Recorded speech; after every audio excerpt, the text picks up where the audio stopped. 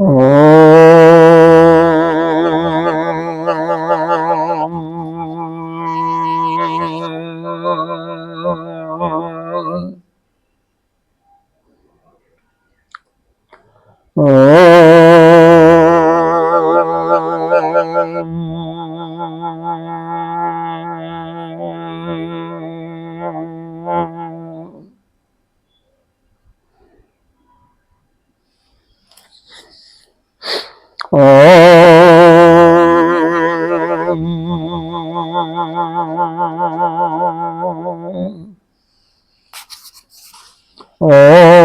सहनावतु सहनो भुनक्तु सह वीर्यं करवावहै तेजस्विनावधीतमस्तु मा विद्विषावहै। ओम शांति शांति शांति। अखंडमंडलाकारं व्याप्तं येन चराचरं तत्पदं दर्शितं येन तस्मै श्रीगुरवे नमः। अज्ञानतिमिरान्धस्य ज्ञानाञ्जनशलाकया चक्षुरुन्मीलितं येन तस्मै श्रीगुरवे नमः। गुरुर्ब्रह्मा गुरुर्विष्णु गुरुर्देवो महेश्वरः गुरुर्साक्षात् परं ब्रह्म तस्मै श्रीगुरवे नमः। त्वमेव माता च पिता त्वमेव त्वमेव बन्धुश्च सखा त्वमेव त्वमेव वेदो द्रविणं त्वमेव त्वमेव सर्वं मम देव देव। गजाननं भूतगणाधिसेवितम् अपेतजम्बूफलचारुभक्षणम् उमाशतं शोकविनाशकारकं नमामि विघ्नेश्वरपादपङ्कजम्। अनंत श्री विभूषित नित्य प्रातः स्मरणीय वंदनीय अर्चनीय पूजनीय 1008 श्री पंचायती महानिर्वाण अखाड़ा के वरिष्ठ श्रोती वरिष्ठ महामंडलेश्वर एवं उत्तर प्रदेश संत समाज के अध्यक्ष श्री सदगुरुदेव भगवान के चरणों में कोटि नमन। हम लोग पहले वंदना करते हैं मंगलाचरण, फिर बाद में 230वें दोहे के बाद से द्वितीय सोपान यानी अयोध्या कांड में आगे प्रारंभ करेंगे। जशांके च विभाति भूधर्षता देवापगमस्तके बाले बाल विदुर गरले च गरलम जशो रशि व्यालरोत् सो अयं भूति विभूषण सुरवरः सर्वाधिपः सर्वदा सर्वः सर्वगतः शिवः शशिनिव श्रीशङ्करः पातु माम्। प्रसन्नतां जानागताभिषेक ततस्तता न ममले वनवास दुःखतः मोखाम्बज श्रीरघुनन्दस्य मे सदास्तु सामञ्जुलमङ्गलप्रदाम्। नीलाम्बुज श्यामल कोमलाङ्गं सीता समारोपितवामभागम् पालौ महासायकचारुचापं नमामि रामं रघुवंशनाथम्। 230 दोहे के बाद आगे बढ़ते हैं। जब भय मगन गगन भई बानी लखन बाहुबल विपुल बखानी तात प्रताप प्रभाव तुम्हारा को कई सके को जान निहारा। अनिचित उचित काज किछु हो समुझ करिय भल कह सबको सहसा करे पाछे पछताही कहीं वेद बुध ते बुध नाही। सुनि सुर बचन लखन सकुचानी राम सिंह सदर्शन माने कहिए तात तुम्हें नीति सुहाई सबते कबिन राज मधु भाई। जो अचवच निप मात ही चेही नाही न साधु सभा जही सी सुनो लखन भल भरत सरीसा, विधि प्रपंच मोह सुनान दिशा। भरत ही हो नराज मधु, विधि हर हर पद पाय। कबहू की काजी सी करनी, चीर सिंधु बिन साई। सियापत रामचंद्र पद जय शरण। यहाँ पर भरत पूरे अपने परिजन के साथ चित्रकूट, जहां पर भगवान राम लखन और सिया के सहित निवास कर रहे हैं, उसके समीप पहुंच गए हैं। और जब समाचार मिलता है श्री राम जी को कि भरत पूरे चतुरंगनी सेना को साथ लेकर के आ रहे हैं, और वह सेना भी थोड़ी नहीं है बल्कि बहुत बड़ी सेना है, तो लक्ष्मण जी नीति की बात करते हुए राम जी से फिर उनको यह वीर रस के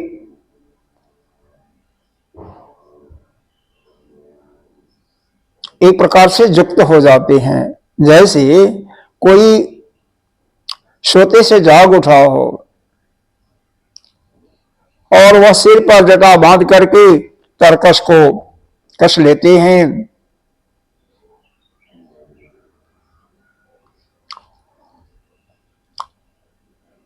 और धनुष को सज करके बाणों को हाथ में लेकर के कहते हैं, आज आपका हे प्रभु आपका सेवक होने का जश मैं लूं, मैं संग्राम में भरत को हरा दूंगा। आपके निरादर का फल पाकर के दोनों भाई जो हैं भरत शत्रुघ्न रथ सैया पर रण सैया पर सोएंगे। इस प्रकार से यहां तक कि कहा कि पिछला जो कुछ किया भरत जी ने बहुत अच्छा मेरे साथ नहीं किया, उन सबका एक एक का बदला लूंगा।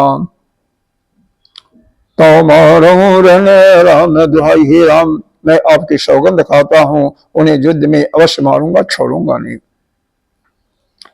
अब लक्ष्मण जी अत्यंत क्रोध से तमतमाए हुए हैं। ऐसा देख करके वो प्रामाणिक सत्य सुन करके सभी लोग भयभीत हो जाते हैं, लोकपाल भी घबरा करके भागना चाहते हैं। इसी समय क्या होता है, चौपाई पहले पढ़ते हैं। जगु भय मगन गगन भई बानी, लखन बाहुबल विपुल बखानी।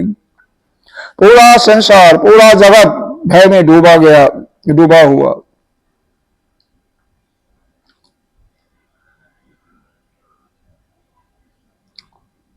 लेकिन आकाश से आकाशवाणी होती है ऐसे समय में, क्योंकि लक्ष्मण जी कोई साधारण नहीं है, शेषनाग के अवतार हैं। जब उनको क्रोध आता है तो फिर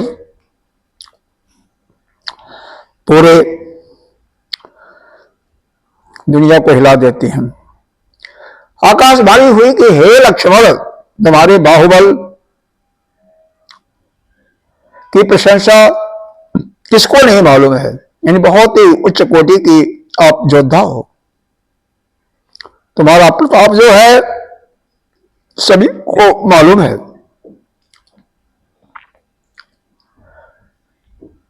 और उस प्रताप को, प्रभाव को कौन कर सकता है और कौन जान सकता है।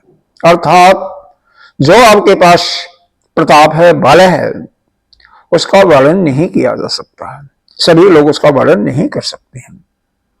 लेकिन बात ऐसा है, किसी कार्य को करने के पहले अच्छी तरह से सोच विचार लेना चाहिए। कोई भी काम जल्दीबाजी में नहीं करना चाहिए। अब कोई अच्छा कार्य है, भगवान का कोई अनुष्ठान कर रहे हैं, कोई यज्ञ की शुरुआत करने जा रहे हैं, तो वहां पर तो कोई सोचने विचारने की आवश्यकता नहीं है। शुभ काम जब आपने शुरू कर दिया तो वही आपका शुभ मुहूर्त है। लेकिन कोई युद्ध है, किसी के प्रति अगेंस्ट में मुकदमा दायर करने जा रहे हैं,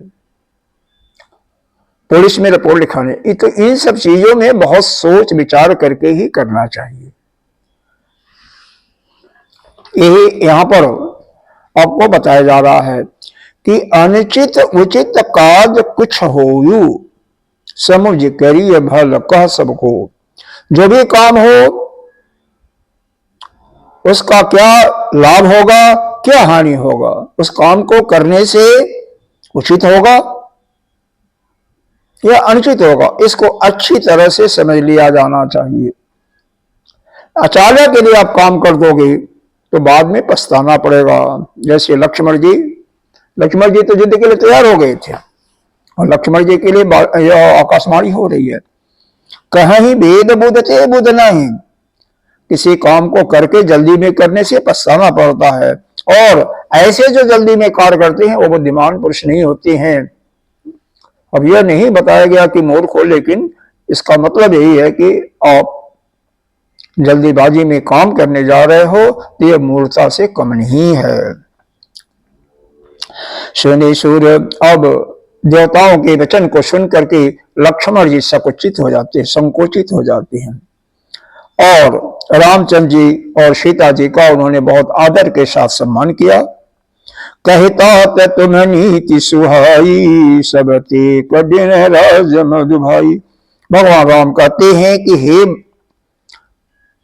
प्रिय लक्ष्मण, तुमने बहुत सुंदर नीति का वर्णन किया।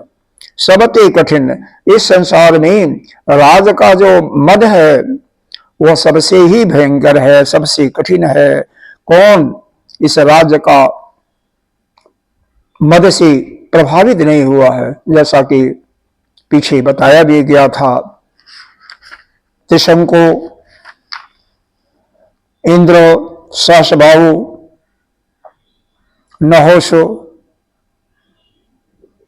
राजा वीर और चंद्रमा, इन सब का दृष्टांत भी दिया गया था।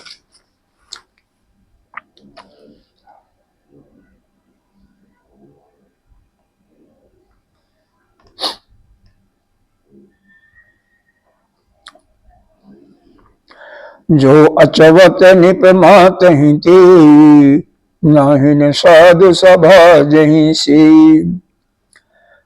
लेकिन बात ऐसा है, भगवान राम कह रहे हैं, नाहिन साधु सभा जैसी। जिन्होंने राज का मद किसको पीड़ित करता है? सभी को नहीं। जिन्होंने सत्संग सुना हुआ है उनको नहीं पीड़ित करता है, जो सत्संगी है उनको नहीं पीड़ित करता है। किसको? जिन्होंने कभी सत्संग नहीं किया, साधुओं का दर्शन नहीं किया, वे ही अचवत निपमाते ही। अचवत का शब्द का अर्थ होता है पीते ही। वही मदरा पीते ही क्या होते हैं? बौरा जाते हैं। और यहाँ पर राज पाते ही वही उन्हीं के अंदर मद आता है, अहंकार की वृत्ति आती है। सुनो लखन, हे लक्ष्मण सुनो, भरत जैसे शरीखा उत्तम पुरुष इस ब्रह्म की सृष्टि में नहीं है, और न तो पैदा होने वाला। विधि पंचमो सुना न दिशा, मैंने तो नहीं सुना है और न तो देखा ही गया है, न सुना ही गया है। विधि प्रपंचमो सुना न दिशा, न सुना गया है और न दिशा गया है। तो भरत तो ऐसे महान पुरुष हैं। भरत ही हून राज मधु विधि हर हर पद पाई। कबहू की कांजी शी करनी क्षीर सिंधु विनिसाई। कह रहे हैं अयोध्या की राज की बात क्या करो। ब्रह्मा विष्णु महादेव का पद पा करके भी विधि कहते हैं ब्रह्मा को, हरि कहते हैं विष्णु को, हर कहते हैं शिव को। इनका भी पद दे दिया जाए तो कबहू की काजी, तो भी भरत को किसी प्रकार का मद नहीं होने का है। जैसे क्षीर सिंधु, दूध का सागर जो है, उसमें अगर नींबू थोड़ा सा निचोड़ लो, एक दो चार बूंदे, तो उससे क्या वह क्षीर जो सिंधु है, सरोवर है, उसमें का दूध फट जाएगा क्या? अर्थात उस पर कोई प्रभाव नहीं पड़ेगा। उसी प्रकार से भारत के सामने। तो यह राज, अयोध्या का राज तो बिल्कुल तुच्छ सा है, बल्कि पूरा त्रिलोक दे दो इनको तो भी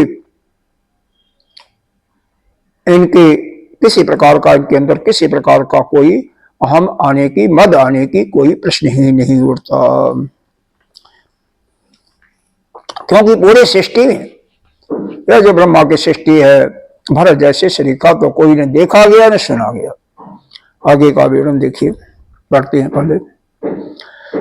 तिमिरु तरुण तर नहीं मकु गिलई, गगन मगन मको में यही मिलई, गोपद जल बोलहि घट जोनी, सहज क्षमा बरो छाड़ छोनी, मसक फूक मको मेरु उड़ाई, होई न निब मदो भरत ही भाई, लखन तुम्हार सपत पितुआना, सोचि सुबंध नहीं भरत समाना, सगुन क्षीर अवगुण जल ताता, मिलई रचई पर पंच विधाता, भरत हंस रवि वंश तरागा, जनम कीन गुण दोष विभागा, गह गुण भय तजी अवगुण बारी, निज जस जगत कीन उजियारी, कहत भरत गुण शील स्वभाव, प्रेम पयोधि मगन रघुराऊ, सुनि रघुवर बानी हृदय देखि भरत पर हित, सकल सराहत राम सो प्रभु को कृपा निकीत, सियापति रामचंद्र की जय। कह रहे हैं तिमिर, तिमिर का मतलब अंधकार होता है। तरुण, तरुण का मतलब होता है मध्याह्न का सूर्य, मध्याह्न सूर्य, मध्याह्न तरुण नहीं मकु गिलई। तो अगर अंधकार चाहे तो मध्याह्न का सूर्य को भी निकल जाए। गगन मगन मकु मेघ ही मिले, आकाश, गगन माने आकाश, आकाश चाहे तो बादलों में भी समा जाए, मिल जाए। गोपद जल बूढ़ ही घट जोनी, गौ का खुर जो है थोड़े से जल में चाहे डूब जाए। सहज क्षमा बर छाड़े छूनी, लेकिन पृथ्वी भी चाहे अपने स्वाभाविक, पृथ्वी का काम क्या है, इतना अपराध होता रहता है लेकिन वह सहन शक्ति है ना, तो चाहे पृथ्वी भी अपनी सहनशीलता को छोड़ दे, लेकिन मशक फूंक मकुमेर उड़ाई, क्या मच्छर के फूंक से सुमेरु उड़ जाएगा। होई न निपु मद भरत ही भाई, हे भाई लक्ष्मण, भरत को राज मद, राज का घमंड कभी नहीं हो सकता। हे लक्ष्मण, मैं तुम्हारी शपथ और शुचि सुगंध नहीं भरत समान, और पिता का भी सौगंध खाकर कहता हूं कि भरत के समान पवित्र हृदय वाला कोई भी भाई नहीं हो सकता है। यहां पर देखो, सूर्य का दृष्टांत दिया गया, आकाश का दिया गया, गो के पैरों का और पृथ्वी का, और फिर मशक का। तो मतलब जड़ और चेतन दोनों का यहां पर दृष्टांत दिया गया। जड़ में अंधकार है तो वह अंधकार जो है, कितना भी घना अंधकार हो तो क्या मध्याह्न के सूर्य को निकल जाएगा। बेशक वो निकल जाए, लेकिन वह निकल भी जाए, मान लो उसमें समा भी जाए सूर्य, और आकाश मान लो बादलों के इतने बादल हो गए हैं कि उसमें समा भी गया, इनमें छिप भी गया, और शीर संधु जो है, दूध का जो समुद्र है, क्या कांजी से नींबू के 2-4 बूंदों से क्या फट जाएगा। मशक क्या है, क्या फूंक फूंक करके मेरू पर्वत को उड़ा सकता है क्या। जिस प्रकार से यह संभव नहीं है, उसी प्रकार से भारत को यह राजा का जो मद है, राज्य का जो मद है, वो कभी नहीं हो सकता। और भगवान राम स्वयं सौगंध खाते हैं अपने पिताजी का और लक्ष्मण जी की भी, और कहते हैं कि भरत जैसा पवित्र बंधु संसार में नहीं है।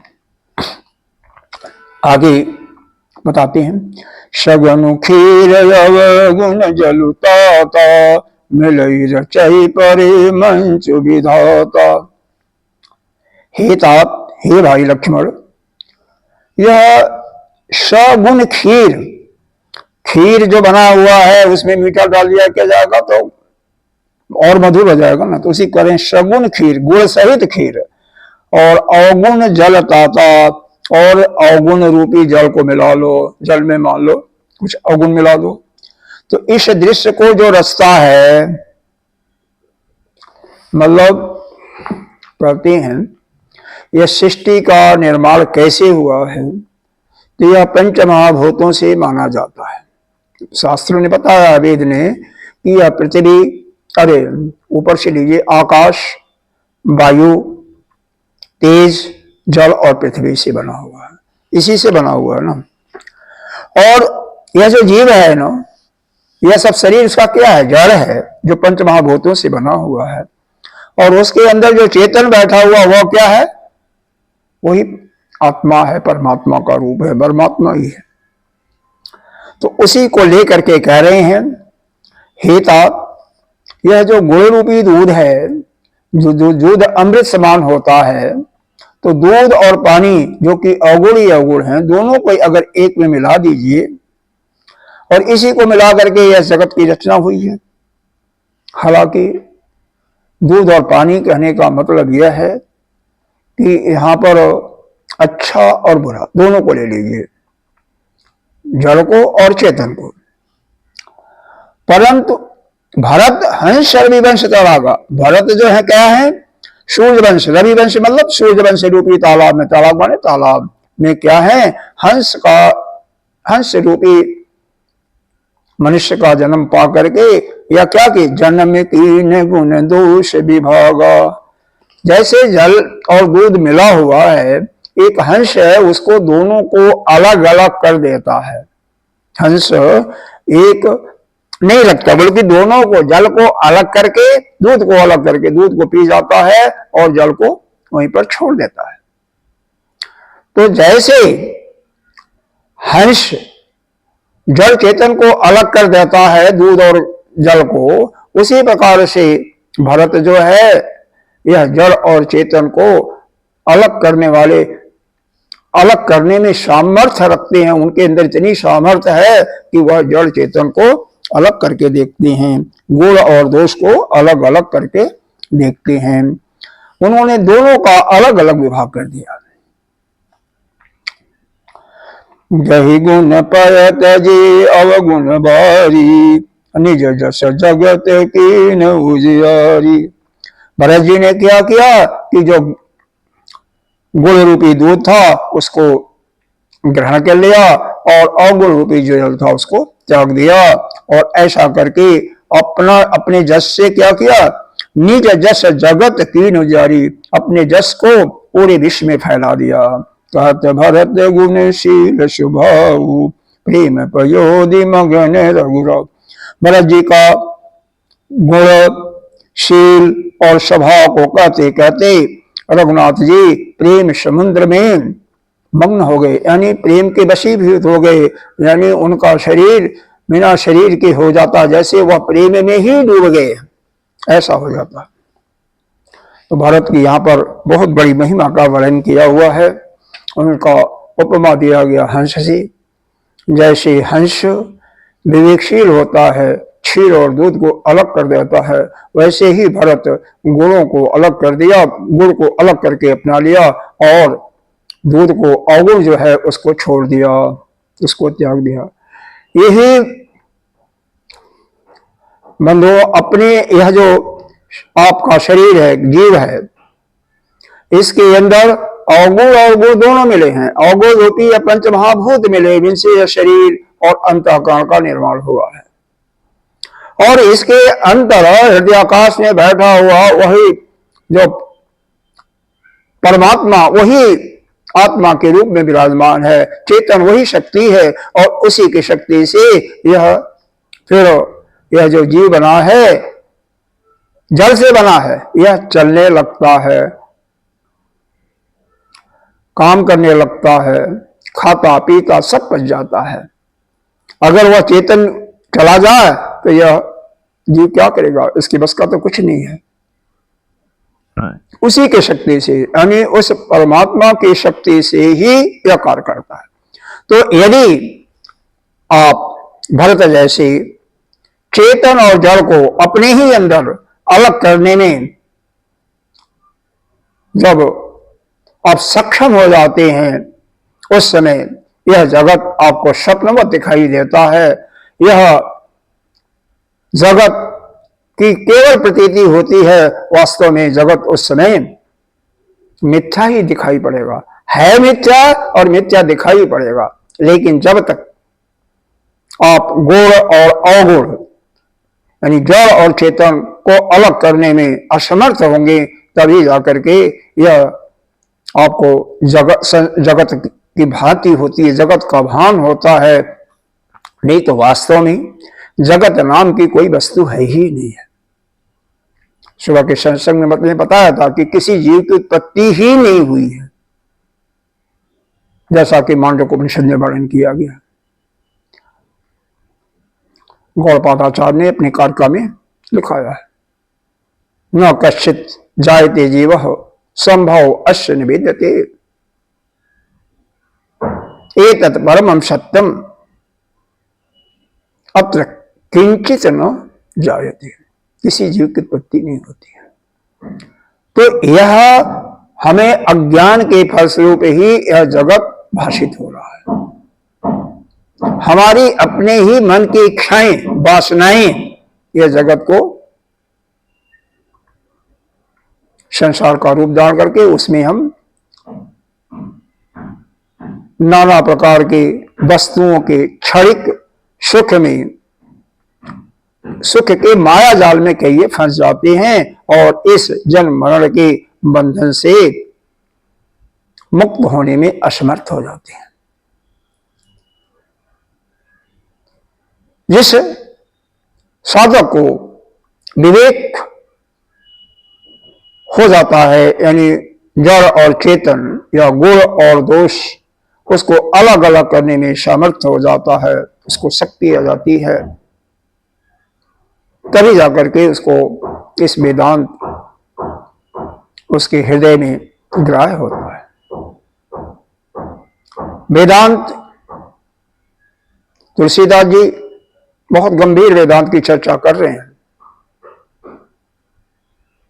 12 साल तक काशी में उन्होंने वेद का अध्ययन किया था। साधारण व्यक्ति नहीं थे, बहुत ही ज्ञानी महात्मा थे।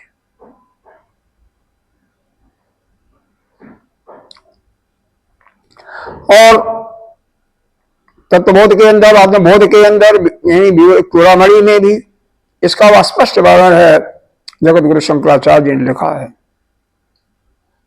कि वेदांत पढ़ने वाले के लिए मिनिमम जो योग्यता बताई गई है वही इसका अधिकारी है जो साधन चतुष्टय से संपन्न हो, यानी जिसके अंदर विवेक हो। यही जो आपने हंस को देखा कि दूध और पानी को अलग अलग करने में समर्थ होता, वैसा ज्ञान होना ही चाहिए। दूसरा वैराग्य, इस संसार की जो केवल चमक धमक ही है, वास्तव में यह है ही नहीं है, उसका भी उससे पूरा निवृत्त हो जाए। यानी किसी भी चीज के पाने का उसके अंदर कोई भी इच्छा न हो। और समाधि खट संपत्तियां, शम उसका मन अपने में नियंत्रण हो, दम उसके इंद्रियां भी उसमें नियंत्रण में, उसके नियंत्रण में हो, यानी उसके बुद्धि में ये अंतर्गत हो। तितिक्षा या शम दम का पालन करने में जो कष्ट होता है उसको सहने की शक्ति हो। उपरति इस इंद्रियों या मन की इच्छाओं से, वासनाओं से बिल्कुल ऊपर उठ गया हो, किसी चीज की कोई इच्छा नहीं। श्रद्धा, गुरु शास्त्रे स्वाकेशु सत्य बुद्धिया, जो गुरु साथ सम्मत बातें करते हैं उसमें पूरी श्रद्धा हो, उसको जरा सा मीन मेख न करे। क्यों ऐसा प्रश्न न करे। शास्त्र में जो वेदों में लिख दिया गया उसको जैसे लिखा हुआ वैसे ही स्वीकार करना चाहिए और उसके करने की क्षमता हो। और अंतिम क्या होता है? समाधान, उसका चित्त बिल्कुल एकाग्र हो। तो ऐसा जो साधक होता है वही ज्ञान का अधिकारी होता है, इस वेदांत के ज्ञान का। आगे पढ़ते हैं।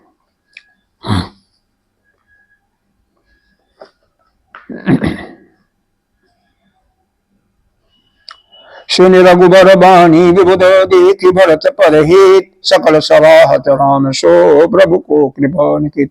रामचंद्र जी की वाणी सुन करके और भरत जी पर उनका अतिशय प्रेम देख करके सारी देवता, समस्त देवता उसकी सराहना करते, सकल सराहत राम से, राम की सराहना करने लगे।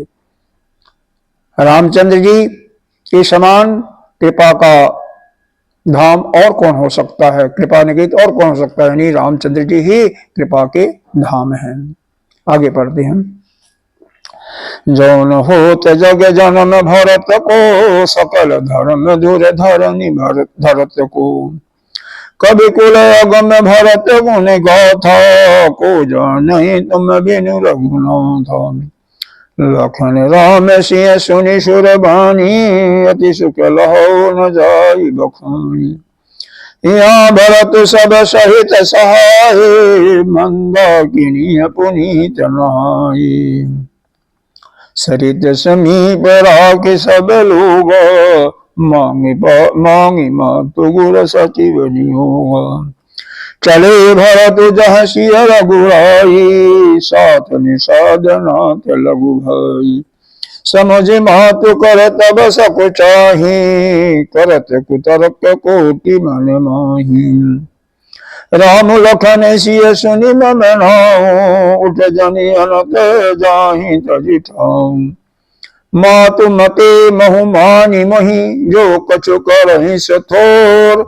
अगयब गुण क्षमी आदरहि, समुझिया बनी और सियावति रामचंद्र की जय। कह रहे हैं कि जगत में जो न हो तो जगत जन्म भरत को, भरत का जन्म नहीं होता तो सकल धर्म धुरी धारण भरत को। पृथ्वी पर संपूर्ण धर्मों की जो धुरी है वो कौन धारण करता? यानी भरत जो है धर्म को धारण करने वाले। कवि कुल अगम भरत गुण गाता है रघुनाथ। कवि कुल के लिए यह भरत के गुणों की कथा बहुत अगम है। और को जाने ही तुम बिनता, हे नाथ आपके सिवा और कौन जान सकता है। मतलब कवियों के कल्पना से भी बाहर है। यह भरत जी का जो चरित्र है वो सबके, उनका जो प्रेम है राम के प्रति, जो धर्म के प्रति निष्ठा है, उसको प्रभु राम के सिवा कोई और नहीं जान सकता। लखन राम सिंह सुनि सुर बानी।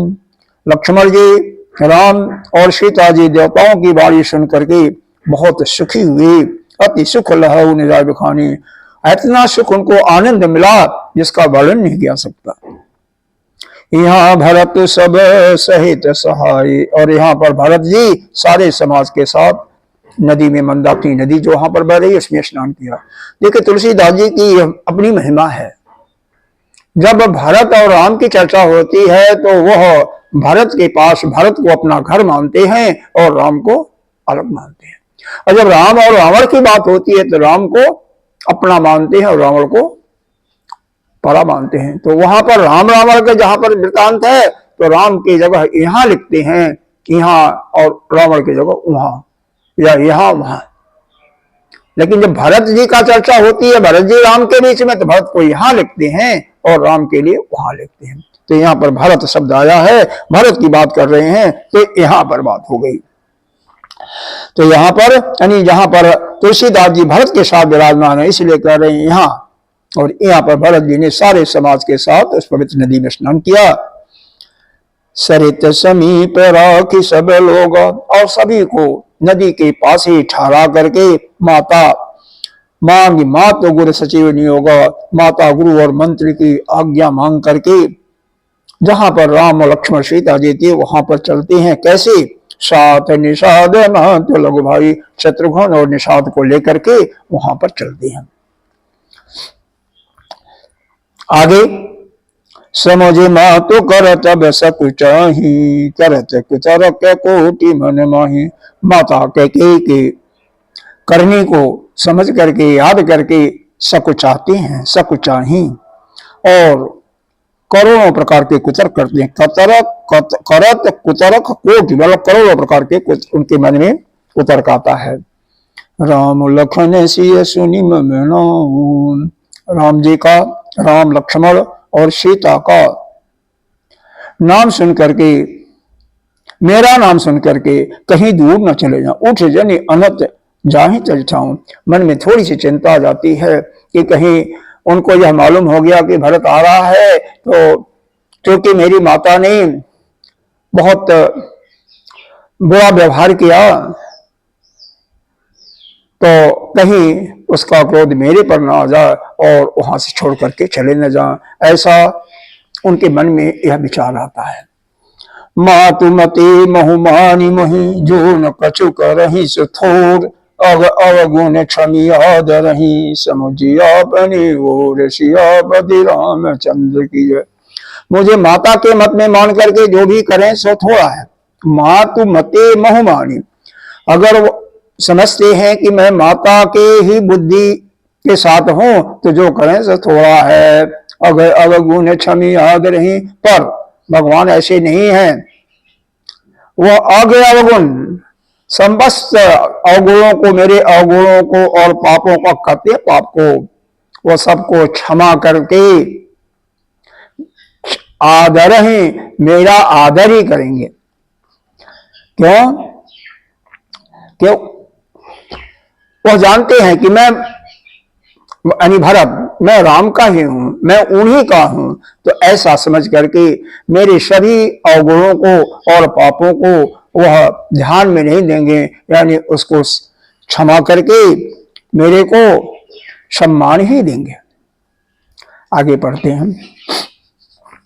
जब परिहर ही मलिन मन जानी, जब सन्मान ही सेवक मानी। मोरे शरण राम ही कीपनहि, राम सुस्वामी दोष सब जनहि। जग जस भजन चातक मीना, नीम पीम निज निपुण नवीना। असमन गुणत चले मग जाता, सकुच स्नेह शिथिल सब गाता। फिरति मनहु मातु कृत खूरी, चलत भगति बल धीरज धूरी। जब समुझत रघुनाथ सुभाऊ, तब पद परत उतारिल पाऊ। भरत दशाते ही अवसर कैसी, जल प्रवाह जल अली गली जैसी। देखी भरत कर सोच सनेहू, भाव निषाद दे समय विदेहू। लगे हो न मंगल सगुण, सुनि गुण कहत निषाद। मिटहि सोच वही हरसो, पुनि परिणाम विषाद। सियापति रामचंद्र की जय। आगे बताया जा रहा है, जो परिहर ही मलिन मन जानी। मेरे प्रिय राम, भगवान राम मेरे को गंदा समझ करके, मलिन समझ करके, पापी समझ करके मेरे को बेशक त्याग दें, और मेरे को सेवक ज्ञान करके या तो मेरा सम्मान करें, कुछ भी करें। मोरी शरण राम की, अरे मेरे तो रामचंद्र की ज्योतियां ही शरण है। रामचंद्र जी के जो पैरों में ज्योतियां, वही मेरी शरण, वही मेरी सहायता करेंगी। राम सुस्वामी दोष सब जनहि, रामचंद्र जी ही, राम ही तो अच्छे स्वामी हैं, दोष जो कुछ है वह इस दास का है, यानी अपने को कह रहे हैं दास, और सारा दोष अपने पर ऊपर ले रहे हैं। और राम जी तो अच्छे स्वामी के रूप में। जग जस भाजन चातक मीना, नीम पीम निज निपुण नवीना। अब इस संसार में, जगत में, जगत और जस, जगत और संसार में थोड़ा सा अंतर आता है, बोलने चालने में निकल जाता है। जगत का मतलब यह सृष्टि आपको ब्रह्मा जी ने बनाई है, वही जगत है। और जो आदमी उसमें अच्छा बुरा, जैसे पुरुष है, स्त्री है, वृक्ष है, अब जब उसमें उसके गुणों पर हम ध्यान देते हैं, वह तो जगत है, तो ही संसार हो जाता है। और उसी में हम मोहित हो जाते हैं, वही हमारी वासना का शिकार होती है। जैसे वृक्ष है, तो वृक्ष तो सब एक जैसे हैं, हमने नाम दे दिया कि आम का वृक्ष, जामुन का वृक्ष, ठीक है। फिर आम को या खट्टा है मीठा, जहां पर खट्टा मीठा उसके गुणों पर आए, वहीं पर हम फंस जाते हैं। जहां पर हमने समझा कि ये मेरा है या तेरा है, अरे ये तो किसी का नहीं है, सभी लोग आएंगे, भोग करेंगे और चले जाएंगे, कोई ले करके नहीं जा सकता। न तो इस पृथ्वी मां को ले जा सकता है, न तो घर द्वार धन इत्यादि कोई नहीं ले जा सकता, सब यही का यही पड़ा रह जाएगा। लेकिन यही समझ में नहीं आता है। जब हमारे अंदर ये भाव आता है कि यह बहुत दुष्ट है, यह तो बहुत साधु है, यही संसार है, यानी हमारा मन के अंदर ही, मन के अंदर जो थॉट प्रोसेस है, मन के अंदर जो कल्पना शक्ति है, उसी के माध्यम से यह संसार बनता है। और नहीं तो इसको अगर हम छोड़ दें तो जो कुछ है वही जगत है, जो प्रभु की बनाई हुई सृष्टि है वही जगत है। और वास्तव में देखें वेदांत के अनुसार तो कोई है ही नहीं है, न तो जगत है, न संसार का तो कोई प्रश्न ही नहीं होता, न जगत है, न जीव है, न ईश्वर है, सब कुछ सब जो है उसी पर ब्रह्म पर ही अध्यस्त हैं, कल्पित हैं। जो कुछ है केवल ब्रह्म ही है, वही नाना रूपों में खेल रहा है। तो यहां पर बता रहे हैं जगत में जस के पात्र कौन है? चातक और मछली। जग जस भाजन चातक मीना, मीन कहते हैं मछली को, चातक चकोर। नेम प्रेम निज निपुण नवीना, जो अपने नेम और प्रेम को सदा नया बनाए रखने में निपुण है। असमन गुण चले मग, ऐसा मन में सोचते हुए रास्ते में चले जा रहे हैं। सकुच स्नेह शिथिल, उनका पूरा शरीर शिथिल हो रहा, प्रेम से शिथिल हो रहा है। फिर अति मन मातु कृत खोरी, चलत भगति बल धीरज धूरी। माता की हुई जो करतूती है, बुराइयां हैं, कृत खोरी यानी बुराइयां जो हैं उन्हें लौटाती हैं, मानो उन्हें अपने इधर खींचती हैं। चलत भगति बल धीरज धूरी, लेकिन धैर्य को धारण करने वाले भरत जी भक्ति के बल से, चलत भगति बल, अपनी भक्ति के बल से धैर्य धारण करके चले जाते हैं। जब भगवान राम के स्वभाव को समझते हैं, जब समझत रघुनाथ स्वभाव तब पद परत उतारिल पाओ, तब उनका पैर जो है उतारिल माने जल्दी जल्दी, पाओ माने पैर, जल्दी जल्दी पैर आगे बढ़ने लगता है। भरत दशात ही अवसर कैसी, जल प्रवाह जल अली गली अली गति जैसी। उस समय भरत की दशा कैसी हो रही है कि जैसे जल का प्रवाह है, जल प्रवाह जल अली, अली माने भौरा होता है, तो जैसे जल बह रहा है उसमें भौरों की गति जो होती है, जल में भौरा क्या करेगा, भौराता है ना, इधर जा उधर जा, विकल होता है। उसी प्रकार से भरत जी की दशा चल रही है। देखी भरत कर सोच स्नेहु, भरत जी का सोच और स्नेह माने प्रेम देख करके भा निषाद ते समझ दो, वह निषाद अपने शरीर को ही भूल जाता है। वह बिना शरीर के होने का मतलब उसको शरीर की शुद्ध बुद्ध नहीं रहती, वह केवल भरत जी के प्रेम और जो इनका चिंतन चल रहा उसी में वो डूब जाता है। लगे होन मंगल सगुन सुनी गुनी कहते निषाद, उसी में मंगल सगुन होने लगता है जो कल्याण का सूचक है। उन्हें सुन करके विचार करके निषाद वो कह रहा है, मैं कहीं सोच हो है हर्ष। सोच जो है, चिंता जो है जल्दी ही मिटने वाली है और हर्ष ही मिलने वाला है। बोली पर राम साधु, लेकिन फिर अंत में दुख होगा। इसका मतलब क्या है, राम जल्दी ही मिल जाएंगे, लेकिन जब राम मिल जाएंगे तो सारी चिंता मिट जाएगी और सारा जो दुख है वह सुख में परिवर्तित हो जाएगा। लेकिन जल्दी ही फिर क्या होगा, दुख होगा। इसका मतलब रामचंद्र जी वापस नहीं आएंगे और रामचंद्र जी का जो वियोग होगा वह दुख को ही तो जन्म देगा। आगे बढ़ते हैं। शिव के वचन सत्य सब जानी, आश्रम निकट जाहुई निहरानी। भरत दीख बन शैल समाजो, मुदित क्षुदित जनु पाई सुनाजो।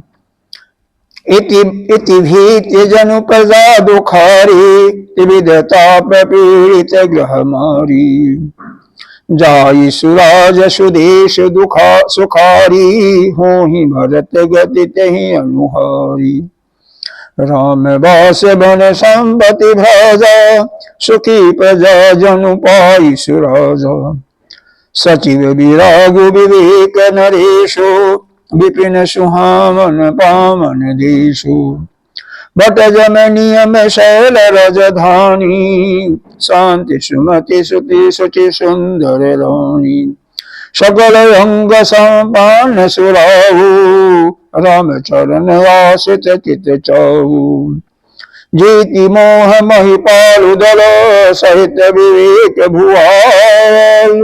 करत कंटक राजपुर, सुख संपदा सुकाल सियावति रामचंद्र की जय।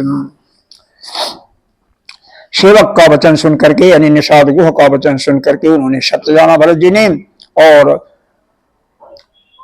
जहां पर राम का निवास था निकट ही आ गया, उसके नजदीक आ गए। भरत दीख, वहां पर भरत क्या देख रहे हैं, पर्वतों का समूह देखा तो मुदित क्षुदित भरत जी इतने आनंदित हुए मानो कोई भूखा व्यक्ति है उसको बहुत सुंदर भोजन प्राप्त हो जाता है। जैसे कोई भूखा है उसको उसके मन के योग्य भोजन मिल गया तो वह संतुष्ट हो जाता है। उसी प्रकार से यहाँ पर भरत जी किसके भूखे थे, राम के प्रेम के। रामचंद्र जी को निवास स्थान को देख करके बिल्कुल पुलकित हो जाते हैं। जब यह मालूम हो जाता है कि अब हम आ गए, नजदीक आ गए, तो पुलकित हो जाती है। इति भीति जन प्रजा दुखारी, त्रिविध ताप पीड़ित गृह मारी। इति कहते हैं उपद्रव को, बाधाओं को। इति शब्द बाधाओं को प्रकट करता है। जैसे किसान है वह उपद्रव से पीड़ित होता है। उपद्रव में क्या है, ओला बरस गया, अतिवृष्टि हो गई या सूखा पड़ गया, बिजली गिर गई इत्यादि, या पाला से फसल मारी गई, या एक जंगली जानवर आगे फसल को चौपट कर गए। तो जैसे प्रजा दुखी होती है, उपद्रव से प्रजा दुखी होती है। इति भीति, भीत बने डर होता है। तो जैसे उपद्रव कोई आ गया या वो आने वाला है तो उसके डर से प्रजा दुखी हो जाती है। त्रिविध ताप पीड़ित ग्रह मारी। उसी प्रकार से यह तीनों, यह त्रिविध ताप कहते हैं, आध्यात्मिक, भौतिक और दैविक, यानी भौतिक, दैविक और आध्यात्मिक। भौतिक ताप संसार से, संसार के लोगों से, जगत के लोगों से, और दैविक देवताओं के माध्यम से, और आध्यात्मिक अपने मन के अंदर, तथा ग्रह मारी, कूड़ ग्रहों और महामारियों से जो पीड़ित होता है। प्रजा किसी उत्तम देश और उत्तम राज्य में जाकर के सुखी हो जाए। मान लो किसी राज्य है, वहां पर एक तो प्रकृति का संकट पड़ गया, यह अतिवृष्टि, सूखा इत्यादि, या ओला पड़ गया, या तितलियों का वो झुंड आ गया, फसल चौपट हो गई, और यह जो तीनों ताप हैं, आध्यात्मिक, भौतिक और अधिदैविक, तीनों ताप से प्रजा दुखी है। तो किसी अच्छे स्थान पर जो उत्तम जाय सुराज, सुदेश, सुंदर देश, सुंदर राज्य, वहां पर उत्तम देश, उत्तम राज्य में जाकर के सुखी हो जाए।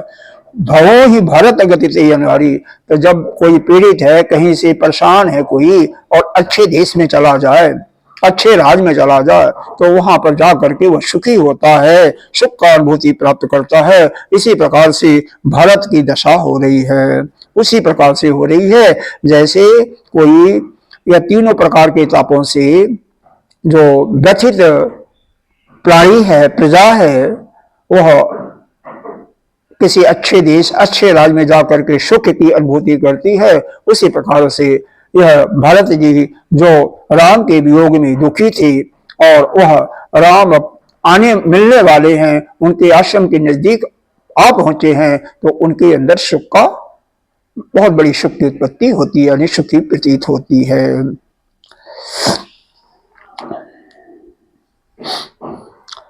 आगे देखिए, राम बाश बनी संपत्ति भाजा, सुखी प्रजा जनु बाई सुराजा।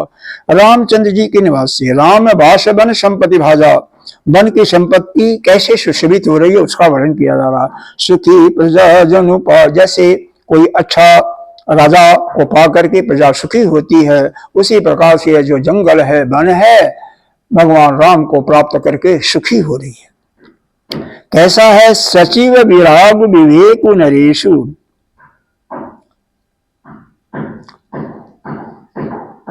विपिन सुहामन पामन देशु। सुहावना जो यह जो वन है, विपिन माने जंगल, वन, वही क्या है? पवित्र देश है, जिसका राजा कौन है? विवेक उसका राजा है। और सची कौन है? वैराग्य। तो कह रहे हैं यहां पर कि रामचंद्र जी के वहां पर निवास करने से क्या हो रहा है कि वन की सारी संपत्तियां जो भी हैं, वृक्ष हैं, लताएं हैं, फूल पौधे हैं, सब सुखी हो रहे हैं, जानवर हैं, पशु पक्षी इत्यादि। इस प्रकार से जैसे अच्छा राजा को प्रजा पा जाती है तो सुखी होती है। तो यहां पर जो सुंदर, लुभाने वाला, सुहावना वन है, वही क्या है? वही पवित्र देश है। यहां कोई राज तो है नहीं, और उसका राजा कौन है? सम्राट कौन है? विवेक रूपी जो रामचंद्र जी हैं, वही इसके राजा हैं। और वैराग्य मंत्री, मंत्री कौन है? लक्ष्मण रूपी, जो वैराग्य रूपी लक्ष्मण है, वही इसके मंत्री हैं। भट जम नियम शैल रजधानी, शांति सुमति सुचि सुंदर रानी, सकल अंग सामान सुराऊ, राम चलत आसित चित छाऊ। अब यहाँ पर जम नियम की बात की जा रही है। यही क्या है? भट हैं, यानी योद्धा हैं उस राजधानी की। यह जो राजधानी ऊपर राज्य का वर्णन किया जा रहा है, जिसके राजा विवेक हैं और मंत्री जो है वैराग्य है, सुंदर सुहावना बन ही जो राज्य है, और उनके रानियां, भट्ट जम यहाँ पर रानियों के बाद दे रही है शांति और अच्छी बुद्धि, सुंदर बुद्धि ही पवित्र बुद्धि, सुमति सुचि सुमति, यानी पवित्र, शांति और पवित्र सुंदर बुद्धि ही उनकी रानियां हैं। और योद्धा कौन है? जम और नियम है। और पर्वत ही क्या है? राजधानी है। सकल अंग संपन्न सुराऊ, वह श्रेष्ठ राजा जो है सभी अंगों से पूर्ण है, संपन्न है। राम शरण आश्रित चित चाऊ, रामचंद्र जी के चरणों के आश्रित रहने से उसके चित्त में ही आनंद और उत्साह है। चित्त चाऊ, चाऊ माने आनंद है, उत्साह है। तो यहाँ पर क्या है? जम नियम क्या है, इसके बारे में देखें। जम जो है अहिंसा, सत्य, अस्तेय, ब्रह्मचर्य, और अपरिग्रह, यही जम है। योग दर्शन में इसका वर्णन है। अहिंसा यानी मनसा वाचा और शरीर, मन वाणी और शरीर से किसी को दुख न पहुंचाना, यही अहिंसा है। सत्य,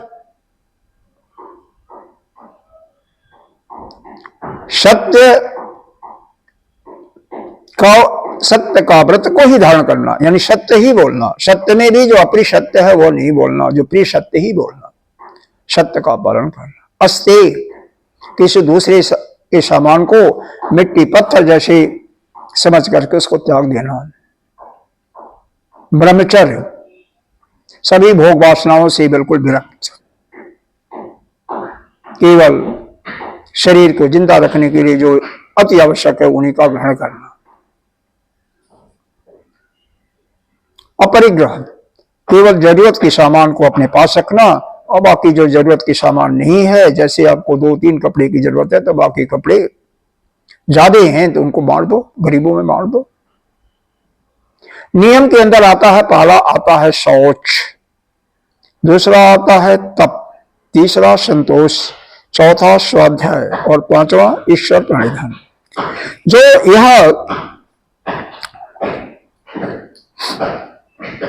शौच है, शौच माने पवित्रता होता है शाब्दिक अर्थ उसका, लेकिन कैसे? अंदर से भी पवित्र हो और बाहर से भी।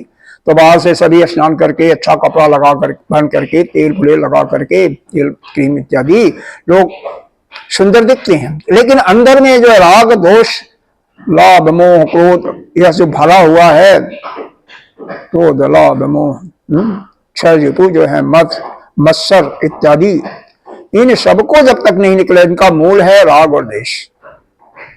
हम संसार को इस सृष्टि में यानी जगत में हर एक को अलग अलग समझते हैं, वास्तव में अलग कोई नहीं है, आप ही उस रूप में हो। इसीलिए गीता जी में 6ठे अध्याय में बताया गया ना, सर्वभूतस्तात्मानं सर्वभूतानि च आत्मनि इक्षते योग युक्तात्मा सर्वत्र समदर्शनम्। जब तक ये भावना नहीं आपकी आएगी कि सभी के अंदर आप ही हैं और सभी की आत्मा आपके अंदर ही है, तब तक ये सम दर्शन आपको नहीं मिल सकता है। तो ये समता आने पर ही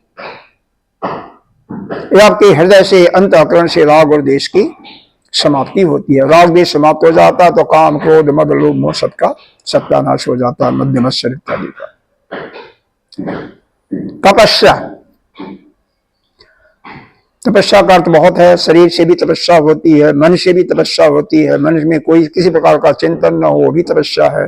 वाणी से भी कम से कम जितना आवश्यक है उतना ही बोलें, शरीर के भी जितना शरीर के लिए आवश्यक है उतना ही ग्रहण करें, शरीर को तपाने भी तितिक्षा का भी सहन करें।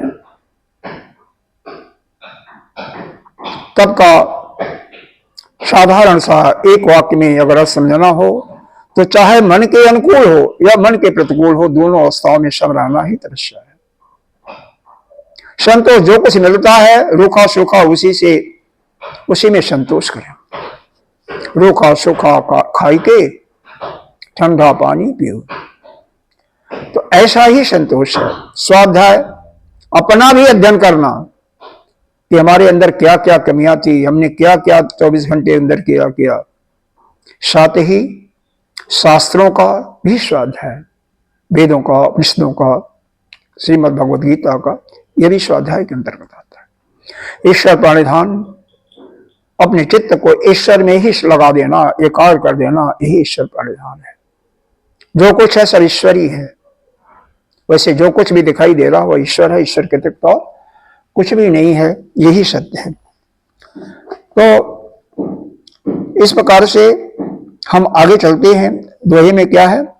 जेति मोह महिपाल उदल सहित विवेक भुआल, करत अकंटक राजपुर सुख संपद अकाल। इसके पहले देख लीजिए, यह राज्य के 7 अंग माने जाते हैं। स्वामी यानी राजा, तो राजा को बता दिया गया विवेक। अमात्य मंत्री, वही जो है वैराग्य हो गया। शेर अपने मित्र, मित्र क्या है भाई? मित्र उसके यही हैं, जम नियम का पालन करना, यही मित्र हैं। कोष खजाना होना चाहिए, तो खजाना क्या है? अपने अंदर जो शांति है वही खजाना भी है। और खजाना का मालिक कौन है? यह उनकी जो रानियां हैं, सुज पवित्र और सुमति, अच्छी बुद्धि वाली, शांति चाहने वाली। दुर्ग क्या है? तो इसके जम और नियम योद्धा बताया गया ना, जम और नियम ही योद्धा है।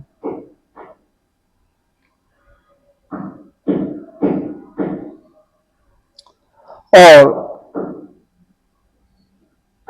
शहर क्या है? पर्वत क्या है? यही राजधानी है। इस प्रकार से इनके अंगों का वर्णन हो गया। जीत मोह महिपाल दल, मोह रूपी राजा को सेना से जीत करके, जीत मोह महिपाल दल, यह मोह रूपी जो दल है, जो राजा है, उसको जीत करके सहित विवेक बोल, विवेक रूपी राजा तभी निष्कंटक राज्य करता है जब मोह को परास्त कर देता है, मोह को अपने से भगा देता है। उसी के नगर में सुख संपत्ति और सुकाल वर्तमान है। करत अकंटक, तभी वह राज्य अकंटक करता है, और सुख संपदा सुकाल हो, तभी सुख और संपत्ति और सुखाल की प्राप्ति होती है। ओम पूर्णमदः पूर्णमिदं